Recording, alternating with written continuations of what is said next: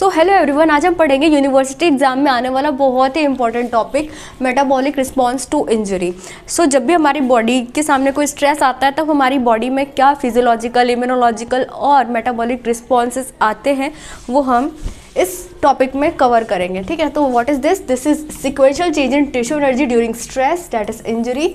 It is physiological, immunological and metabolic change in the body due to injury. ठीक है, ये वो stress नहीं है जो एग्जाम के पहले तुम लोगों को होता है। ठीक है, ये दूसरा स्ट्रेस है। अब हम देखते हैं कि फिजियोलॉजिकल क्या क्या चेंजेस होते हैं। तो हमारे पास कुछ हार्मोन्स हैं इसमें जो रोल प्ले करते हैं, जैसे कि ग्रोथ हार्मोन, कॉर्टिसोल, इंसुलिन। ऐसे कुछ हार्मोन्स हैं जिनके कुछ रोल्स तुम्हें याद रखने होते हैं, एग्जाम में लिखने होते हैं। जैसे कि ग्रोथ हार्मोन का जो इफेक्ट होता है, इसका जो मेजर इफेक्ट होता है एंटी इंसुलिन इफेक्ट है, जो तुम्हें याद रखना है। Protein synthesis, lipolysis, glycogenolysis. ठीक है, सो ग्रोथ हार्मोन के अलावा हमारे पास हार्मोन है cortisol, insulin, glucagon and ADH. तो इनके कुछ इफेक्ट्स जो है तुम्हें याद रखने हैं और यूनिवर्सिटी एग्जाम में लिख के आना है। जैसे कॉर्टिसोल का एंटी इन्फ्लामेटरी इफेक्ट है, वो तुम्हें लिखना है। और इंसुलिन का क्या काम है? Glucose absorption in muscles and fats. Glucagon का क्या काम है कि ये इंसुलिन रेजिस्टेंस कराता है, ये इंपॉर्टेंट है। ठीक है, लाइपोलिसिस, प्रोटीओलिसिस। एडीएच का काम है वाटर रिटेंशन कराना, sodium and water absorption from kidney. तो ये तुम्हें याद करना है, ये टेबल तुम यूनिवर्सिटी एग्जाम में बना के आना। अब ये फिजियोलॉजिकल रिस्पांस का फ्लो चार्ट है। इसमें क्या, जब भी कोई इंजरी होती है तो नोसिसेप्टर रिसेप्टर जो होते हैं एक्टिव हो जाते हैं। ये फर्दर इन्फॉर्मेशन स्पाइनल कॉर्ड को भेजते हैं, वहाँ से थैलेमस यानी कि रिलीज सेंटर तक इन्फॉर्मेशन जाता है। थैलेमस फिर फर्दर हाइपोथैलेमस को इन्फॉर्मेशन देता है और हाइपोथैलेमस पिट्यूटरी को स्टिमुलेट करता है और सिंपैथेटिक नर्वस सिस्टम को स्टिमुलेट करता है और एज ए रिजल्ट कॉर्टिसोल का लेवल जो होता है वो बॉडी में इंक्रीज हो जाता है। सो कॉर्टिसोल का लेवल इंक्रीज हो गया। अब हम देखेंगे कि इम्यूनोलॉजिकल क्या रिस्पॉन्स होते हैं। तो हमारी बॉडी में दो टाइप की इम्यूनिटी होती है, innate immunity and acquired immunity.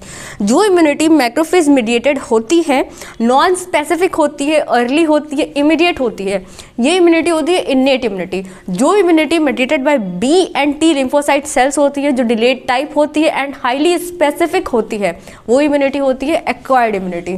So innate immunity it is natural, non specific and immediate, mediated by macrophages. ठीक है, adaptive immunity it is highly specific for any pathogenic agent, acquired and slow, mediated by B and T lymphocytes. So इसके जो response होते हैं वो दोनों तरीके के हो सकते हैं, प्रो इन्फ्लामेटरी और एंटी इन्फ्लामेटरी। सो क्या इनिशियल इफेक्ट देखने को मिलता है? पायरेक्सिया यानी कि बॉडी टेम्परेचर बढ़ जाती है, proteolysis in skeletal muscle, production of acute phase reactants यानी कि CRP। ठीक है, लिवर में। तो ये होते हैं तुम्हारे इनिशियल इफेक्ट्स। जैसा मैंने तुम्हें बताया कि दो तरीके के रिस्पॉन्स होते हैं, pro inflammatory and anti inflammatory. तो इनिशियली ये एक दूसरे को बैलेंस आउट कर रहे होते हैं। ठीक है, पर लेकिन मान लो कि एंटी इन्फ्लामेटरी रिस्पॉन्स जो होता है वो खत्म हो गया, तो प्रो इन्फ्लामेटरी अनमास्क्ड हो गया, तो इसका जो इफेक्ट देखने को मिलेगा ज़्यादा मिलेगा। जैसे कि अगर फीवर को तुम मान के चलो, तो अगर इस कंडीशन में देखा जाए तो फीवर जो होगा वो बढ़ जाएगा, ज़्यादा बढ़ेगा, तो इसको हम कहते हैं सिस्टमिक इम्यून रिस्पॉन्स सिंड्रोम। पर वहीं प्रो इन्फ्लामेटरी, एंटी इन्फ्लामेटरी, पर प्रो इन्फ्लामेटरी कम हो जाए तो एंटी इन्फ्लामेटरी अनमास्क्ड हो जाएगा। अगेन हम फीवर को क्राइटेरिया लेकर चले तो टेम्परेचर जो होगा वो बॉडी का कम हो जाएगा। ठीक है, तो unopposed anti inflammatory response cause compensatory anti inflammatory response syndrome. तो जो भी चीज़ें मैंने तुम्हें बताई तो उसका ये एक फ्लो चार्ट है जो कि तुम एग्जाम में बना सकते हो। तो ये फ्लो चार्ट को तुम देखो तो इंजरी होगा, इनेट, एडेप्टिव इम्यूनिटी, प्रो और एंटी इन्फ्लामेटरी, और अगेन CARS और SIRS। इसमें तुम्हें ये सब चीज़ें, नंबर्स एंड ऑल ये याद करने की ज़रूरत नहीं है, सिर्फ इंटरल्यूकिन्स एंड TNF भी लिख दोगे एग्जाम में, काम चल जाएगा तुम्हारा।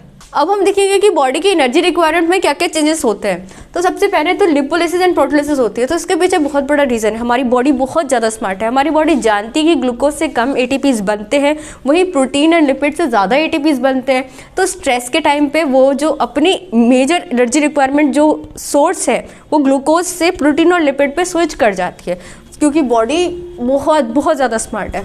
तो इसलिए जो एनर्जी रिक्वायरमेंट होती है वो किससे पूरी होती है? लिपोलिसिस एंड प्रोटीन यानी कि लिपिड और प्रोटीन से।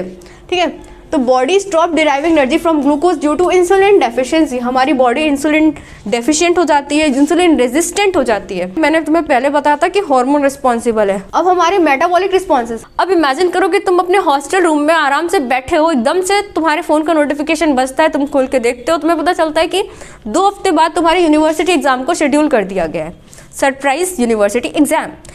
तो तुम्हें क्या फील होगा? उस टाइम पे तुम काफ़ी लो हो जाओगे, तुम्हें कुछ समझ नहीं आएगा।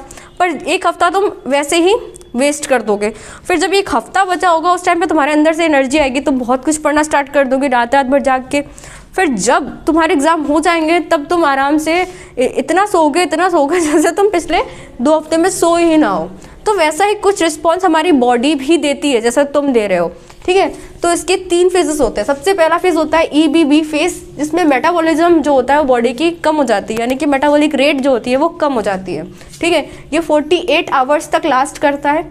उसके बाद जो दूसरा फेज होता है वो फ्लो फेज होता है, ठीक है। ये कैटाबॉलिक फेज होता है जिसमें हमारी बॉडी की एनर्जी रिक्वायरमेंट बढ़ जाती है, प्रोटोलिसिस वगैरह हो जाती है और लिपोलिसिस होती है। इसमें जो मेन हार्मोन काम करता है वो एड्रेनलिन होता है, ठीक है।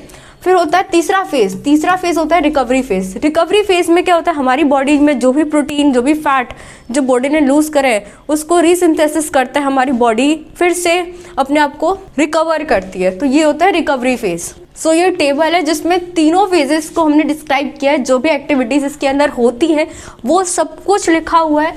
जैसे EBB फेज कितने दिन तक लास्ट करती है, फ्लो फेज कितने दिन तक लास्ट करती है, रिकवरी फेज कितने दिन तक लास्ट करती है, उसके बाद इसमें क्या क्या इंपॉर्टेंट इवेंट्स हो रहे हैं, ये सब कुछ इस टेबल में लिखा हुआ है। तुम्हें हर चीज़ याद करने की ज़रूरत नहीं है, तुम इनके 1-2 एग्जाम्पल अगर तुम याद कर पाओ डैट विल बी ग्रेट।